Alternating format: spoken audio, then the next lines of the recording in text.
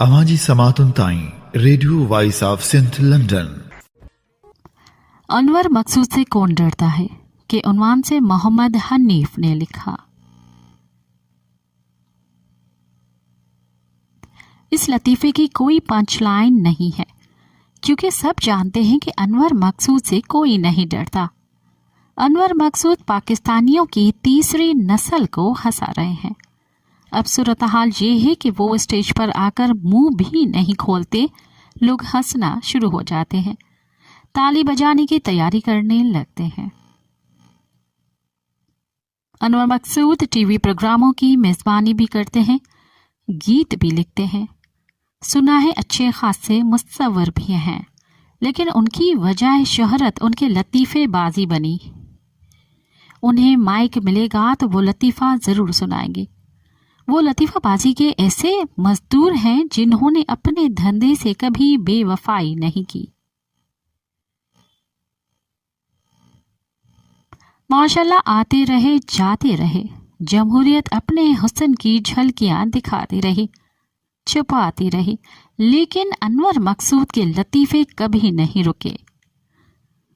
وہ درباری بھی ہیں اور باغی بھی، حکمرانوں اور سرکاری افسروں کو بھی لطیفہ سنا دیتے ہیں، اور عوام کو بھی، بادشاہ کو بھی خوش رکھنے کا ہنر جانتے ہیں، اور رعایا کو گدگدی کرنا بھی انہیں آتا ہے۔ عام طور پر کہا جاتا ہے کہ نفیس مزاح وہ ہوتا ہے جس میں طاقتور کا مذاق اڑایا جائے، لیکن پاکستان میں طاقتور ایلیٹ کی ہنسی مزاح ایسے ہی ہے، ان کے بارے میں لطیفہ سنا جائے تو وہ کھل کر دعا دیتے ہیں، جیسے یہ لطیفہ کسی اور کے بارے میں سنایا جا رہا ہے۔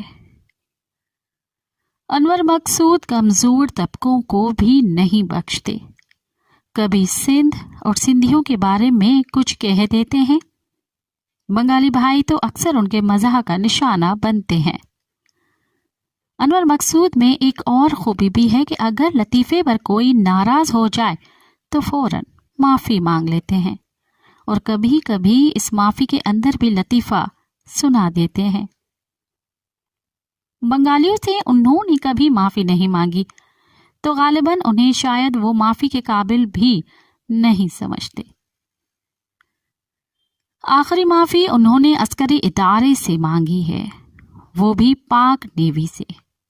پاک نیوی عسکری اداروں میں غریب رشتہ دار سمجھی جاتی ہے، نہ ان کے کارناموں کی زیادہ چرچا ہوتا ہے، حکومتیں گرانے بنانے میں بھی کچھ زیادہ مشورہ نہیں کیا جاتا، اور کاروبار کرنے میں بھی سب سے پیچھے ہیں۔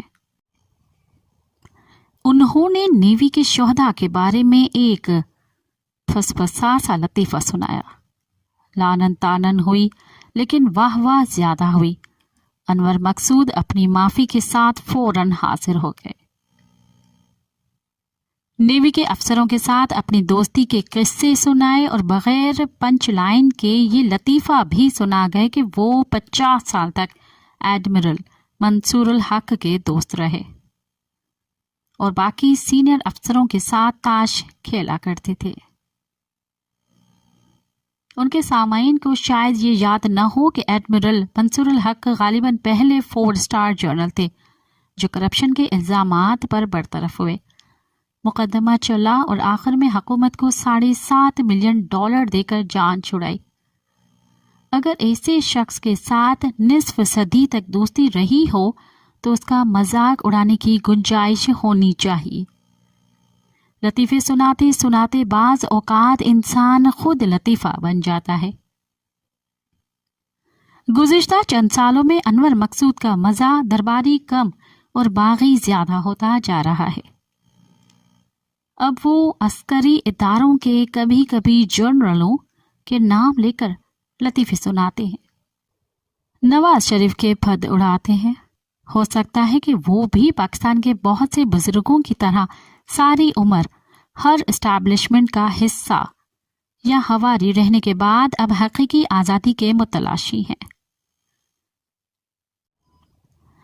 لیکن اتنے بزرگ لطیفے باز کو یہ پتہ ہوتا ہے کہ وہ اس کے سامعین آج کل کس بات پر ہنسیں گے؟ انور مقصود کو پوری طرح اندازہ ہے کہ وہ خان کا نام لیں گے تو تالی بجے گی، عسکری اداروں پر چٹکلا سنائیں گے تو ہنسی اور تالی دونوں جن کو انور مقصود کے لطیفے پسند نہیں ہیں ان کے حق ہے کہ نہ تالی بجائیں اور نہ ہنسیں۔ اگر طاقتور ہوں تو معافی منگوا لیں، لیکن ایک بزرگ لطیفے باز پر لعنت طعنن کرتے ہوئے یہ بھی سوچیں کہ آخر ان کے سننے والوں کو کیا ہو گیا ہے کہ وہ ان اداروں کے بارے میں لطیفے سننا چاہتے ہیں جو کبھی مقدس سمجھے جاتے تھے۔ انور مقصود کے لطیفوں سے تو کوئی نہیں ڈرتا، لیکن ان کے لطیفوں پر ہنسنے والوں سے شاید اداروں کو کچھ خوف آنا شروع ہو گیا ہے۔ اواں جی سماعتن تائیں ریڈیو وائس آف سنتھ لنڈن